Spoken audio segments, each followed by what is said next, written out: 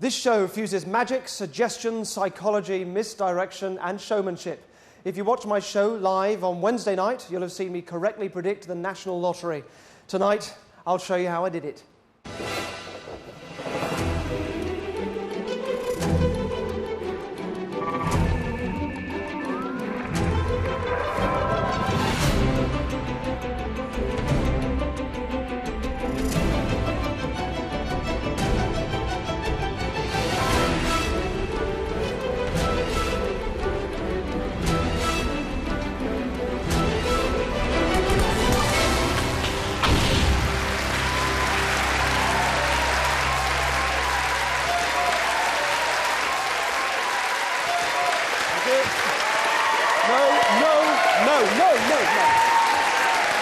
Thank you very much. Thank you. On Wednesday, I was handsome enough to predict Her Majesty's Lottery live on television. I didn't profit in any way from it, as Channel 4 didn't allow me to buy a ticket. But it's been fantastic reading all the conspiracies and speculations around at the moment. Lasers writing numbers onto the balls and moving them somehow, and split screens and balls with special LED readouts and impossible sleight of hand. But if you missed it, here's what it looked like. The BBC broadcast the lottery draw, absolutely live, 100% live to the second. We are doing the same here. And when I turn the television on, when I'm allowed to, I'll get a nod in a second when I can do that, you can flick back and forward between the BBC and this one to see that we are absolutely live and in sync with the BBC. The most you'll get is like a tiny whisker of a delay, about a second, because we're taking a BBC feed, essentially, and then passing it through Channel 4 to get to you, and that takes about a second or so. But the BBC are live, 100% live. The lottery draw is live. We are 100% live here. I'm being told there's a little bit, about 30 seconds before we can turn the television on. I should say this is the culmination of like a year's obsession over this. I've had lottery numbers all up over the wall of my house. I'm feeling a little bit sick.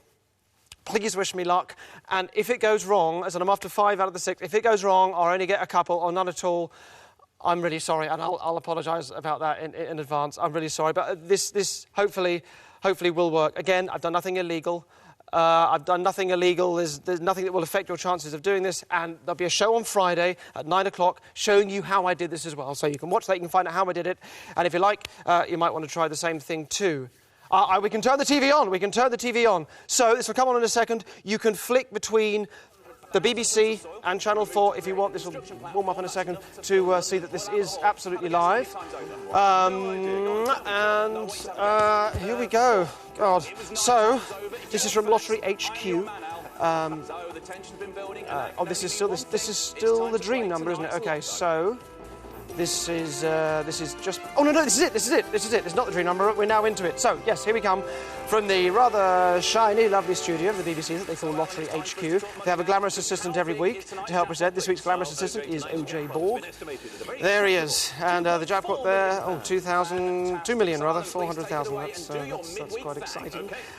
There it is. There's the draw master with the white gloves. Oh, the balls are down. The voice is the voice of Alan Dedicate. The voice of the balls. This is an initial production for the BBC and the National Lottery Commission. I'm required to say that. That's a close-up there so you can see there's no tampering going on. Yes, Alan Dedicate there, the voice of the balls. We'll be talking you through them. And he's about to press the big red shiny button that they press to make a lot of people very rich. There's been 2,000... Oh, there he goes. He's gone. Oh, God. First one, number 23.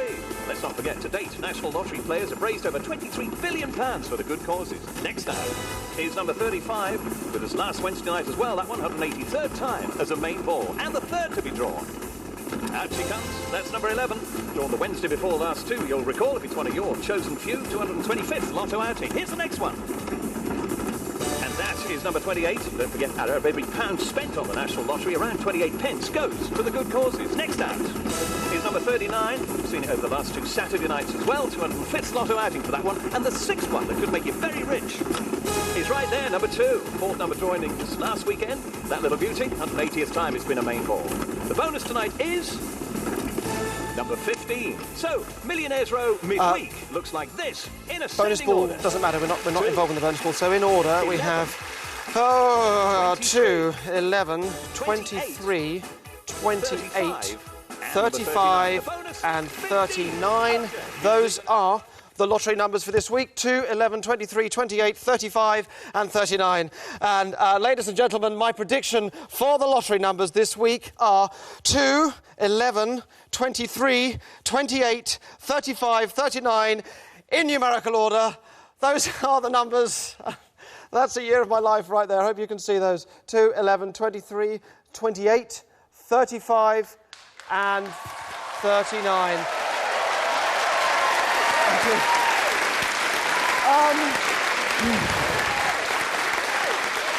Thank you. So, there are a lot of questions I get frequently asked. What am I thinking? Why are you in my garage? And so on. One question, however, I would hear more than any other was, go on then, what are the lottery numbers? Go on then, what are they? What are the lottery numbers? And I'd always say, shush, shush, we're supposed to be having sex. But having been asked so many times, I started thinking about it, and I thought to myself, how would you go about predicting the lottery?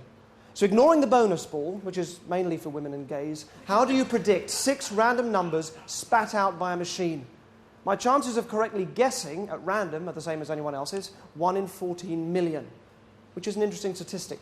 If you're a healthy middle-aged man, the chances of you dying over the course of the next year are roughly 1 in 1,000.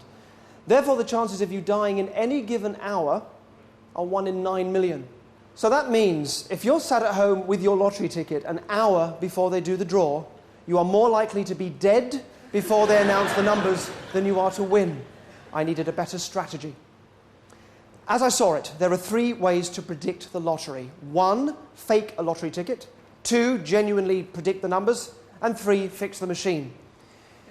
I disregarded the first option. Faking a ticket wasn't the same thing. It seemed to lack imagination, and it would be illegal. So maybe there was a way of predicting the numbers. This was to lead me down a fascinating path into mathematics, superstition, and a powerful, beautiful secret that can only be achieved when we all put our heads together. See you after the break.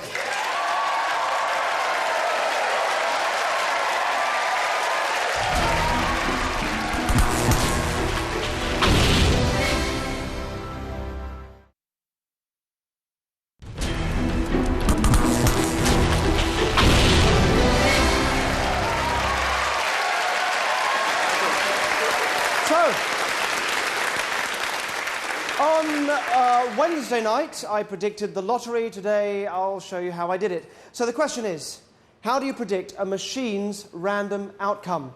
I knew I could certainly predict people's random choices, so I took that as my starting point. Be honest.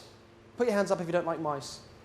Put your hands up if you don't like mice. Good, a hand going up there. Hello, come up here for me. What's your name? What's your Charlotte. name? Charlotte, lovely to meet you. You don't like mice? No. Come with me, come with me.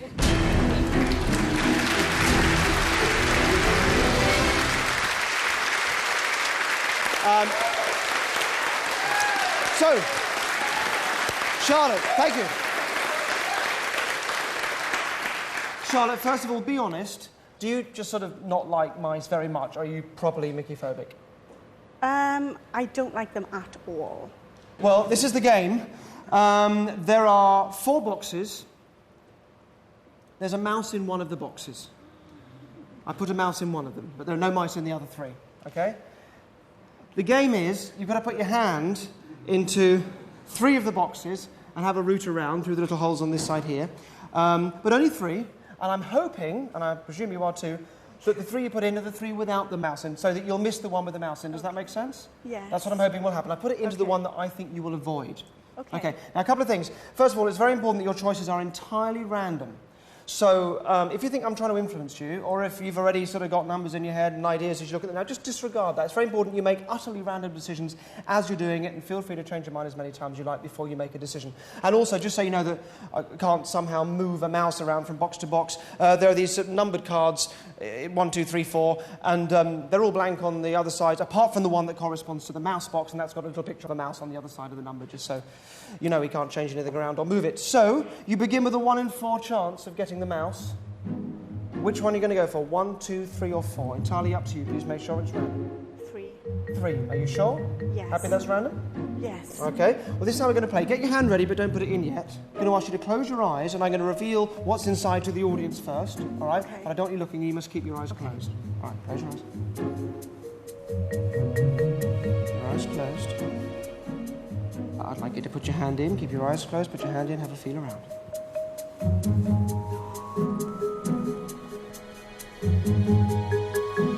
Make sure you go right into the corners because they can hide.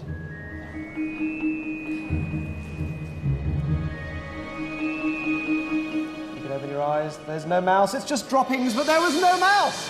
There was no mouse. No mouse there. And of course, there was no mouse. There was no mouse in box number 3.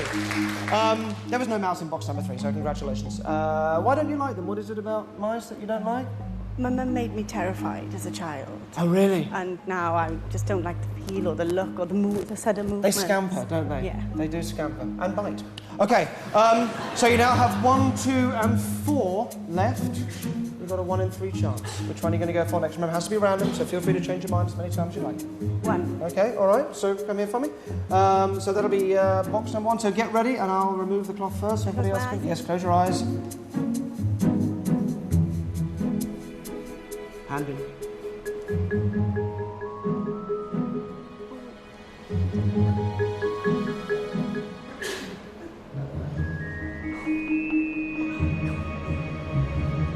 No, you can open your eyes. There's no mouse, it's just some fruit that the mouse likes, but there's no mouse. No mouse at all, congratulations. No mouse in box number 1.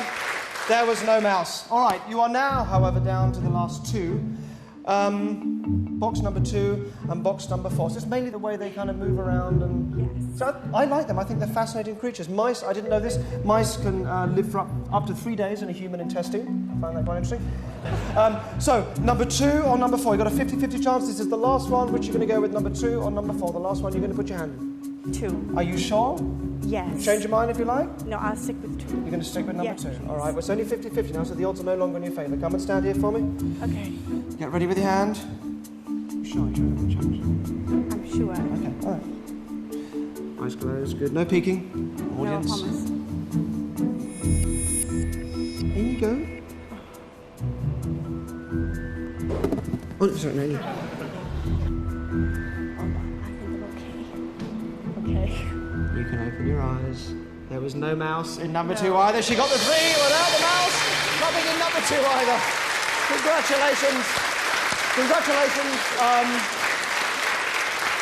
Would you like, while you were here, would you like to see our little mouse? I'll see it definitely. But... He's quite friendly. I'll just come in and have a look. He's perfectly friendly. There he is. Oh, he's not there. He must have got out. Oh, there he is. No, he wasn't there. There is no mouse. There was no mouse. There was no mouse at all. However, it was important to get you frightened, important to get you thinking that there was a mouse there, because it's only by getting you into that state that I can make you fall into a predictable pattern, which is exactly what you did, and you did it absolutely brilliantly. You left box number 4, and box number 4, of course, was the mouse box. Number 4, even though there was no mouse, you went for the correct one. You left number 4. Well done. Thank you. Now, excellent. So, well done. Now, with fear comes suggestibility, and it's easier for me to manipulate your decisions for you when you're in a heightened state, like one of fear. But remember, this is just my starting point for predicting randomness. We're still dealing with people, not machines, and this is only 1 in 4. But let's up the stakes. Here's an example of predicting human randomness when the odds are 1 in 20, and this time with real jeopardy. You got off lightly.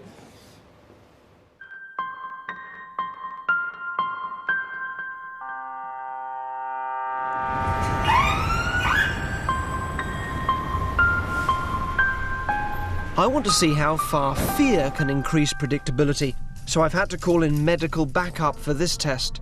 Our volunteer Matt is about to face something far scarier than a pretend mouse. Matt, I'll explain the game. There are down there 20 polystyrene cups like this, upturned, yeah? They're numbered on the tops. You've got 1 to 5, yeah, and then 6 to 10, 11 to 15, and 16 to 20. You're going to go and stamp on 14 out of the 20, so you can leave 6 untouched, yeah? One of those cups has a knife underneath. In fact, here's a replica. That's what you're avoiding. Yeah. If it goes wrong, Yeah. and you do get a knife through your foot, which we both want to avoid, then how much money would you demand to stick a knife through your foot? Through my foot. At least, I don't know, 500,000. £500,000. Yeah. Yep. OK. I'm writing out a cheque for £500,000 in case Matt fails my test and requires compensation. A bit nervous now.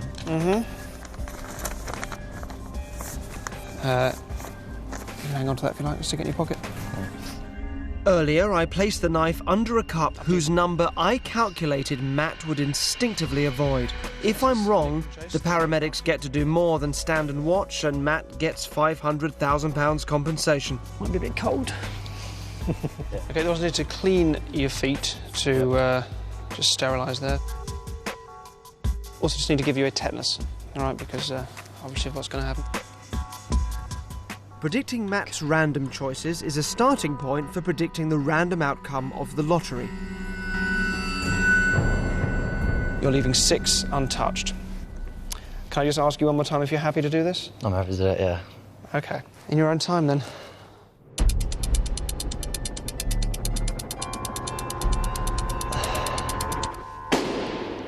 There you go. That's number 1. That's 2.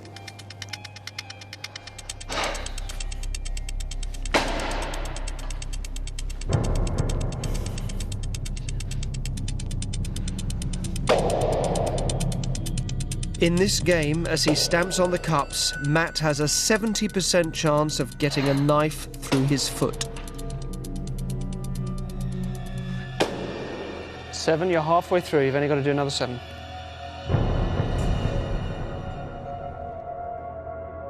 Ooh. Yep, that's fine. Go. You scared the life out of me then.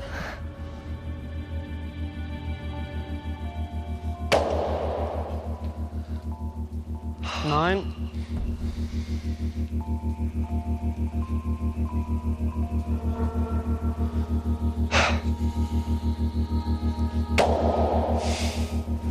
You got 4 more.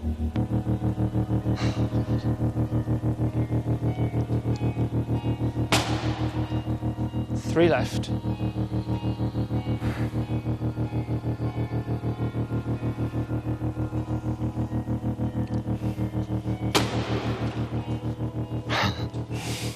Two more.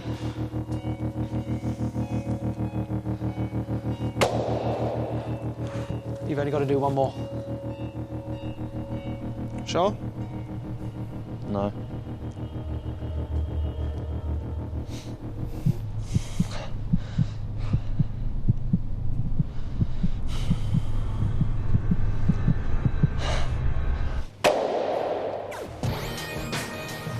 Well done.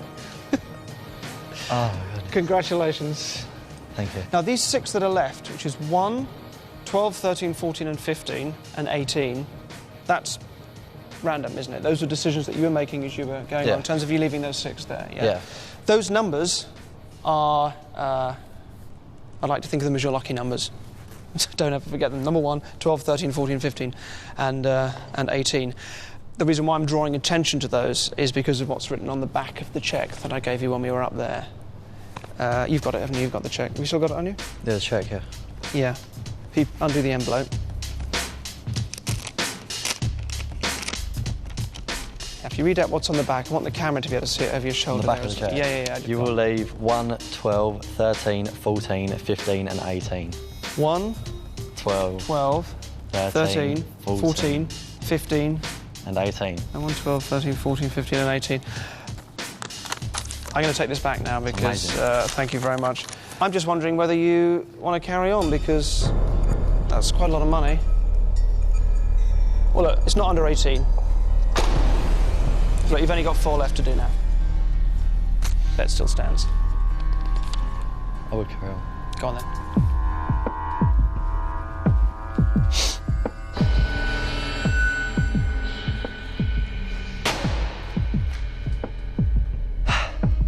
Three left.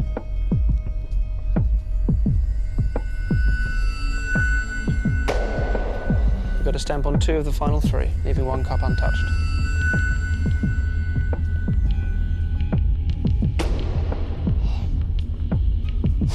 Last one.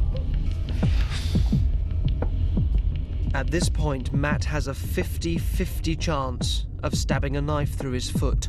Sure?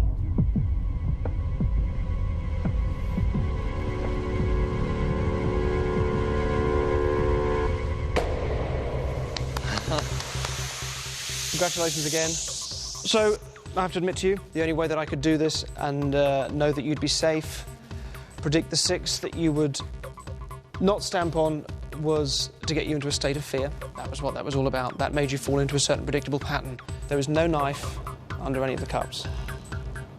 All right? The injection we gave you was not a tetanus, it was just a saline solution, which is perfectly safe. You're fine. You would never have got hurt. You wouldn't have got hurt, but Jenny would have got hurt. I'll show you Jenny. Look, number 13 you didn't touch. And there is Jenny. No, I was nervous, obviously, because I'm sitting there thinking there's a chance I'm going to get a knife in foot. And my adrenaline was going a bit. But I'm shocked that the numbers, the 6 that were left, were the numbers written on the back of the cheque. That's pretty amazing. Thank you. We actually have Matthew with us tonight in the audience. Thank you, Matthew. Thank you very much. Thank you. So, thank you. So far, so good. People's random decisions can be predicted. But I knew that because people can be influenced. The question is, could a machine be influenced? Now, I thought that was a non-starter and impossible because obviously machines can't think, they don't have minds. However, I then read about an amazing experiment that took place in the 1980s by the Pear Group. The experiment was to see if willpower could affect randomness. It involved a bagatelle board like this, and balls were dropped in from the top, and the idea is they would randomly drop down and could end up anywhere along the bottom. However, the scientists had a load of people will the balls to end up on one particular side to try to psychically influence the direction of the balls as they dropped. And a curious result emerged. More balls did indeed end up on the side that the people were willing them to fall on. Willpower did seem to make a small but significant difference. But I wanted to try the idea for myself. Could a group of people influence, for example, the toss of a coin? Have a look at this.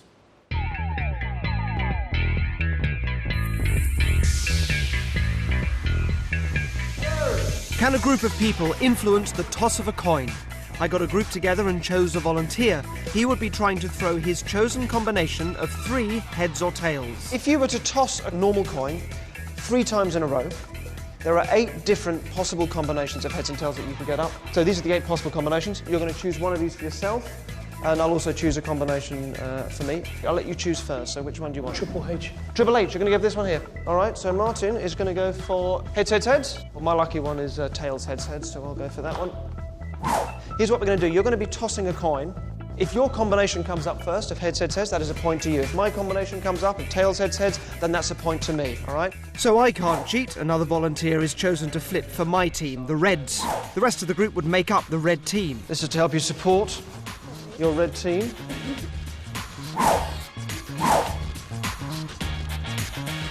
The Reds get dressed up and will be cheering in support for their red team. Martin, however, is all on his own. Excellent. So, red team, you know what you're doing. It is up to you to make this happen, to use your energy and your willpower to make Angela win, for her combination to come up more than Martin's. They can switch coin at any time from the hundreds in the box to keep it fair.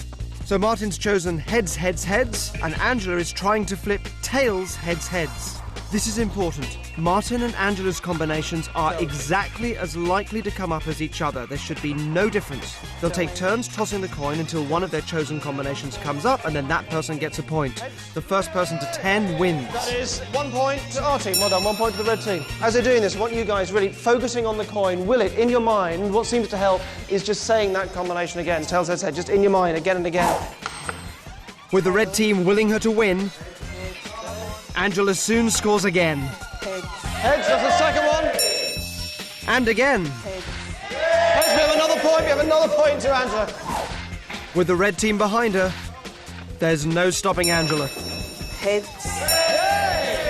5-0. Martin. Oh, man. It seems that the combined win power of the red team does have an influence on the toss of the coin. Yes! Heads.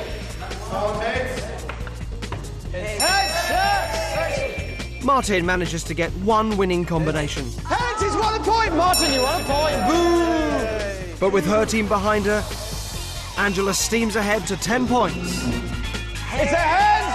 We have won! team. Oh, Martin. You know, I don't know. It was all against me. I was just on my own. Me personally, I do believe in psychic ability. So the fact that I had a team behind me willing me to win enabled me to actually do so. Thank you. So that seemed like real evidence for the Bagatelle experiment, yes? Well, not quite. It does seem like the Bagatelle experiment probably doesn't hold up. And as for the coin, it's not psychic. It's a kind of deep maths. And the kind of deep maths that's going to help me with the lottery prediction. I'm going to explain how the coin trick works to you so that you can go out, place a bet yourself, and win every time. Here's what you do. Ask the other person to make their choice first. This isn't courtesy, it is vital. And from what he says, you work out what you'll say. Now, you do this by taking the middle one of his three, reversing it, and putting it at the start. So if he says heads, heads, heads, you would take the middle head, reverse it to a tails, put it at the beginning. You'll have tails, then heads, heads, and then you ignore the last one. You then play just as we have, and you'll see you win more times than the other person does. And for further information, you can go to the Channel 4 website on this. Why does this work? Why this works will be an hour programme in itself, but suffice it to say it has nothing to do with willpower or psychic ability. It is deep maths. But this deep maths finds predictability in randomness. Just think about that for a second. It is taking something as random as a fair toss of a coin and finding predictability in it. Could I apply that to the lottery? For months, I lived with a year's worth of lottery numbers written up across a wall in my house, trying to think of how you could make predictions from randomness. And then, late one evening, I was having a bowl of oxtail soup, love it, and a memory of something I'd read hit me.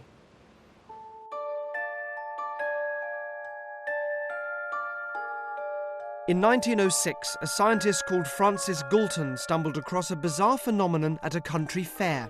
800 members of the public competed to guess the weight of a prize ox that was on display, and the person who got closest won. But after it was all over, Galton worked out the average guess. In other words, he added up all the estimations and divided by the number of guesses, and the result was the exact weight of the ox. As groups, we make far better decisions than experts on their own ever do. This real phenomenon with huge implications has been called the wisdom of crowds. So, keeping an open mind, I got a group of people together to try the same theory with the lottery. The idea was to have them look at lottery numbers from over the last year and have them guess which ones would come next, and then work out the mean average of their guesses. If there were a pattern, as a group, they would unconsciously find it, even though none of them would know individually what that pattern was. So, 2 Saturdays ago, 24 volunteers, here they are. They all studied the chart and wrote down what they thought the next 6 lottery numbers would be. Then we wanted to get the average guess for each ball. So they'd all been asked to bring calculators with them, and they added up their guesses for each ball and divided by 24 the number of people making guesses. Does that make sense? Yes. We ended up with 6 numbers, and then the group went out and they played those numbers that evening. Guess how many of the numbers were correct? 2, 1. It was 1. It was rubbish. So I was ready to ditch the whole idea. But then I thought I'd give it one more go, this time changing one factor. Could emotions, like greed or the anticipation of winning, psychologically get in the way of picking the right numbers? Does the emotion behind wanting to win somehow stop you from winning? We all got together to give it another go.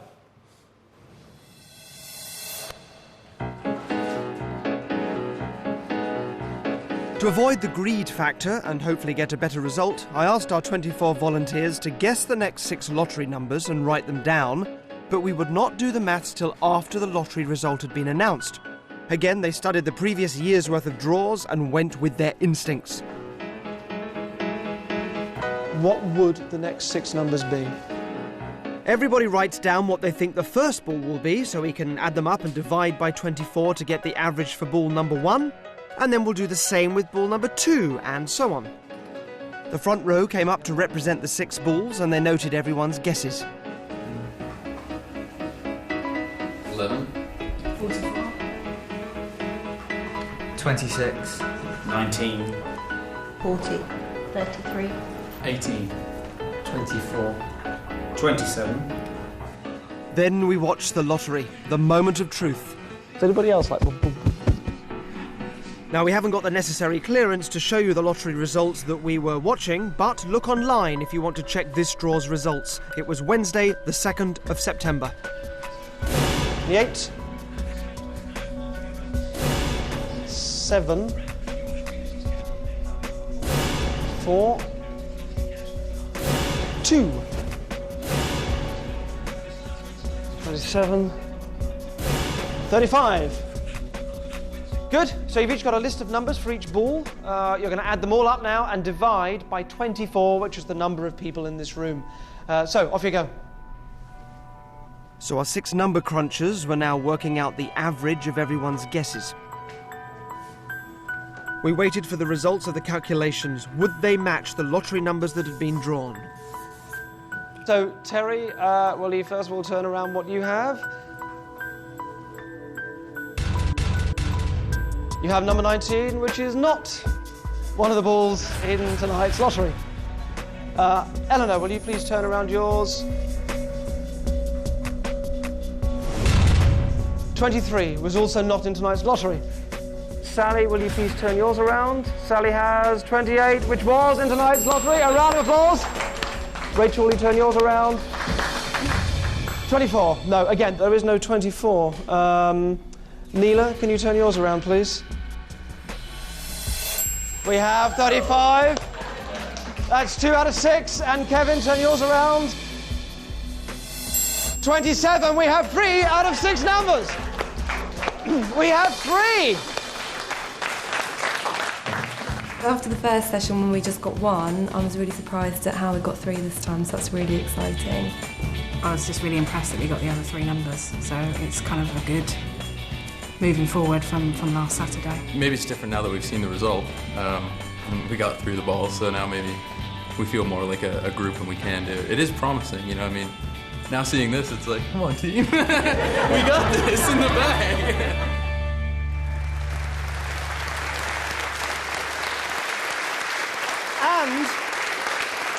And they would have literally won £10 between the 24 of them. So that was a great start. But how was I going to predict all 6 balls? I'll tell you after the break.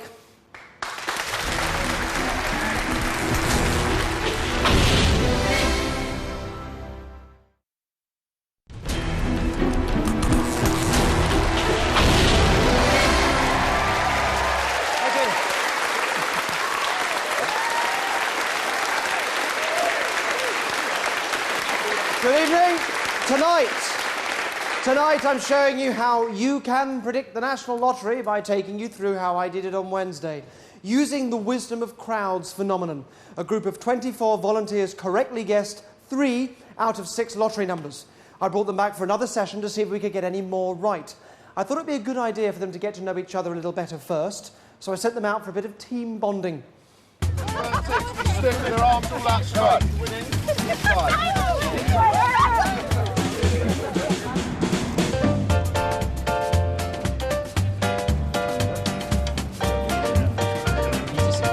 Our group shared in team-building activities. This brought them closer together.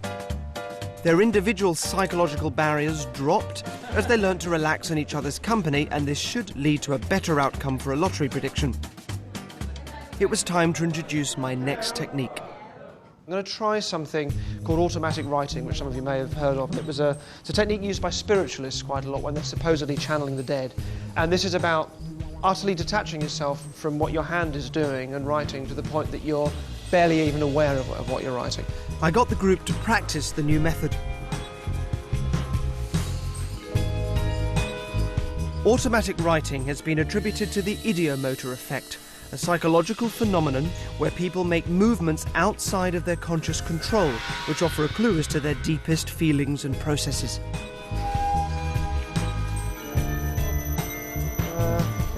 The signs were encouraging, but one subject, Tyler, found the technique tricky, so I removed him from the test and made him responsible for calculating the group's guesses instead. I then set the rest to work, predicting the lottery by using automatic writing. They were allowed to write minus numbers or numbers larger than 49, in fact anything that came out of their hands.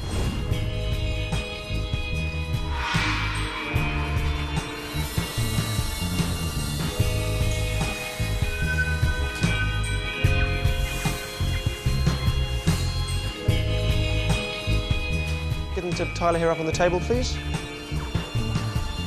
Thank you. I stand back so that Tyler can interpret the writing and begin the calculations while the lottery begins to play. Again, look online if you want to check this draw's results. It was Saturday the 5th of September. 36. I wrote down the results as the group watched them come up live on the television. 22. 12. 13. 26. As before, the totals for each ball were divided by the number of guesses, which in this case was 23. Divided by 23 equals 63. Will the wisdom of crowds phenomenon combined with automatic writing be potent enough to give us a better result this time? 42. So we got one number round the wrong way, and one number is one off. 22. We have 1.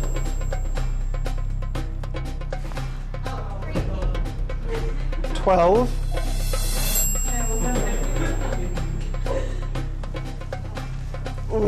Ooh. 19. No. If this last one is, well, what does it come out to? So, go on, it's 598 divided by 23 equals...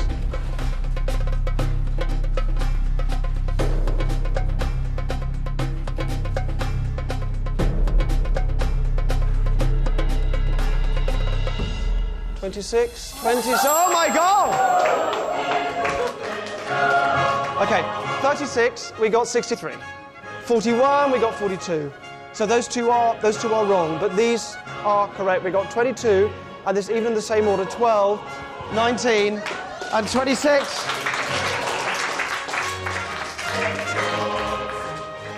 Can't believe it. When I was writing them down and everyone was getting excited, it didn't actually clue in at first that we were nailing some of these numbers. And to see 22, 12, 19, I was like, nah, it's not going to happen, it's not. And to see it was really, it's not something that I believe in, or I would never ever expect me to be so excited about it. Wow. 4 right in a row. 4 right in a row. Possibly a coincidence, maybe, but I was very excited. Perhaps the key to predicting the lottery lies in the hands of groups of you working together, although, annoyingly, maybe it'll only work when you're not distracted by the possibility of profit. We had no more time to practice. The next time we would meet would be Wednesday, just gone, the day of the live lottery prediction. After the break, all will be revealed.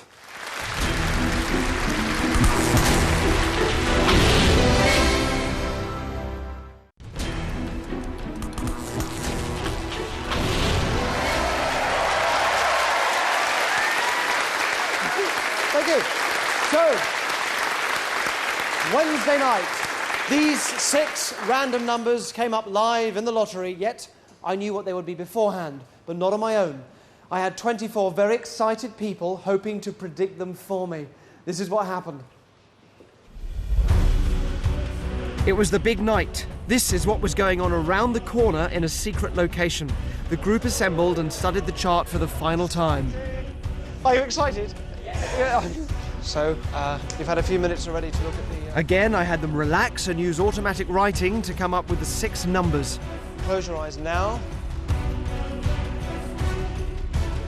Would the group's collective subconscious, the wisdom of the crowd, yield the results we were after?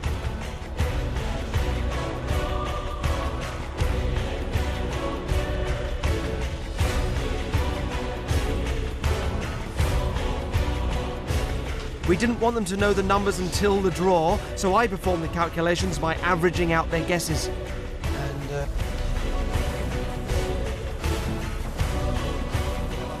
I took the 6 correspondingly numbered balls from a box containing all of the numbers and sealed them in an opaque tube. The prediction was set. It's our first one.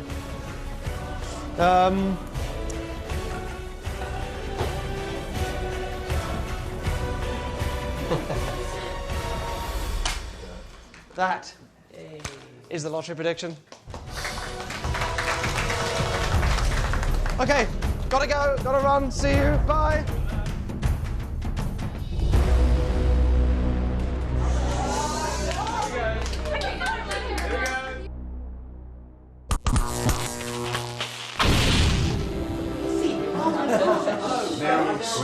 And it's Wednesday, the 9th of September, 09. Tonight, I'm going to try and predict at least 5 of the 6 lottery numbers. So, we're broadcasting from a studio, and for security reasons... this is my prediction. A house, I'm feeling a little bit sick. We can turn the TV on, we can turn the TV on.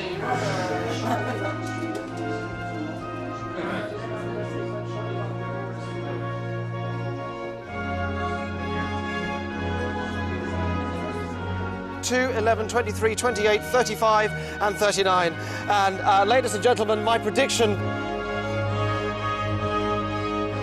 are 2, 11, 23, 28, 35, 39 in numerical order. Those are the numbers. That's the year of my life. Okay, thank you. Goodbye.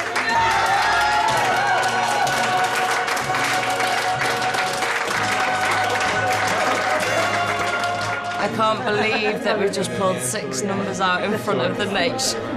It's amazing. I was just completely shocked that I was just shocked. We saw him do all the balls in a row and it's live. All of us believing that we can do it is what made it happen. We've done what needed to be done. We pulled 6 numbers out. I think we're a brilliant team, and it's been a pleasure to work with all of you.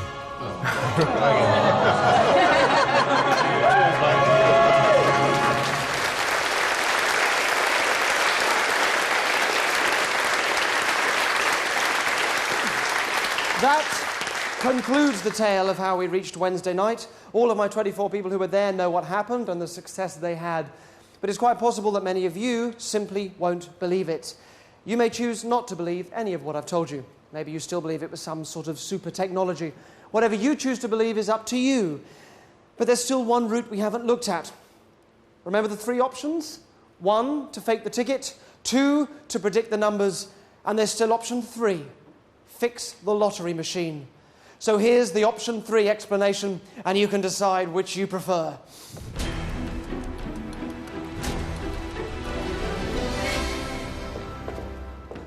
To fix the lottery, I would have to have done the following, which, of course, if I had done, I could never admit to. So I certainly did not do any of these, which would clearly be illegal.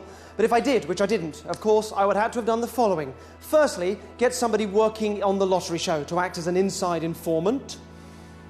We definitely did not do that. Secondly, because the balls are regularly checked, we'd have needed to have found a window of opportunity when the balls were not going to be checked so that we could do the stunt. Didn't do that either. Next, we'd have got some special balls made which were identical to lottery balls but would weigh 100 grams. That's exactly 20 grams heavier than the real balls. We definitely did not get these made, and certainly didn't get the necessary 8 sets made. Next, we'd have found out from our informant where the balls were secretly stored in sealed containers. And to have got access to the containers, I'd have had to have hypnotised the security guards. My God, I certainly didn't do that. Then, I'd have added the weighted balls to each of the 8 possible sets from which Wednesday's balls were going to be picked, and then sealed them back up. And on the night, the weighted balls that we didn't put in were certainly not picked up and spat out by the machine before any of the others. Then the day after the lottery, we'd have got our insider to go back and switch the weighted balls out and replace the ordinary ones, which he did not do. And that's how the lottery was predicted. Or not. It's ridiculous. If I had fixed the lottery, which I did not, then I would have known ages ago what numbers would have come up, and the guesses of the 24 people would have been meaningless.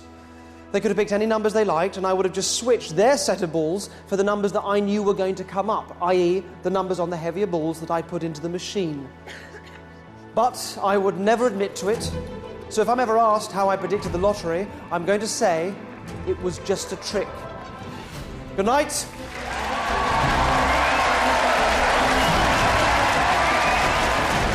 Tonight, something which has never been done before on television.